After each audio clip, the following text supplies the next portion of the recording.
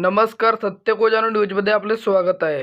कार्यक्रमाचे अध्यक्ष आपले माननीय सरपंच साहेब तुरकरजी यांचं मी मनपूर्वक स्वागत करतो आणि त्यांनी आम्हाला खूप चांगलं सहकार्य करत आहेत आणि सहकार्य करते शेवटपर्यंत अशी मी त्यांना प्रार्थना करतो.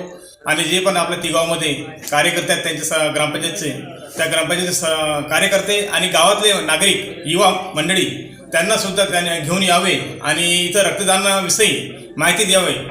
आणि रक्तदान म्हणजे महादान. रक्तदान म्हणजे आपण जोपर्यंत रक्तदान करणार नाही तोपर्यंत कुणाचे जीव आपण वाचू शकणार नाही.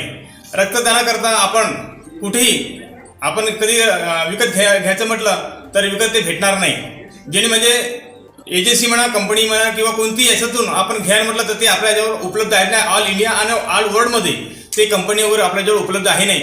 उपलब्ध म्हटलं तर फक्त एक मानव, त्या मानवापासून आपण जोपर्यंत रक्त घेत नाही तोपर्यंत आपण कोणत्याही व्यक्तीचं जीवन वाचू शकत नाही. आणि कंपनी म्हटलं तर एक मानवाजवळ कंपनी आहे आणि त्या प्रत्येक व्यक्तींनी आपण त्या पेशंट करता रक्तदान नेहमी करत राहावं आणि द्यावं अशी मी त्यांना विनंती करतो. रक्तदान महादान जीवनदान असं हा आपला रक्तदान असते. म्हणून जिथं पण जो आपला असते कार्यक्रम शिबिर वगैरे असते त्या शिबिरमध्ये जाऊन नेहमी आपण रक्तदान करत राहावं अशी मी त्यांना विनंती करतो. तसेच मी आपले सरपंच साहेबांना विनंती करतो की त्यांनी पण आपल्या मुलाचं वेळ देऊन आणि त्यांनी पण आपल्याला मार्गदर्शन करावं अशी मी त्यांना विनंती करतो.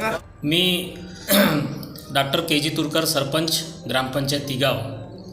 आज आपल्या प्राथमिक आरोग्य केंद्रामध्ये रक्तदान शिबिर ठेवण्यात आलेलं आहे आणि ह्या शिबिराच्या माध्यमातून मी सर्व युवक लोकांना हा संदेश देणार आहे की रक्तदान हा महादान आहे आणि जीवनदान आहे. आणि आपण आपल्या शरीरातून दिलेला रक्त एक दुसऱ्या कोणत्या तरी रुग्णाला त्याचा लाभ मिळेल आणि हा एक महादान आहे. आणि असा जीवनदान आपण द्यावं.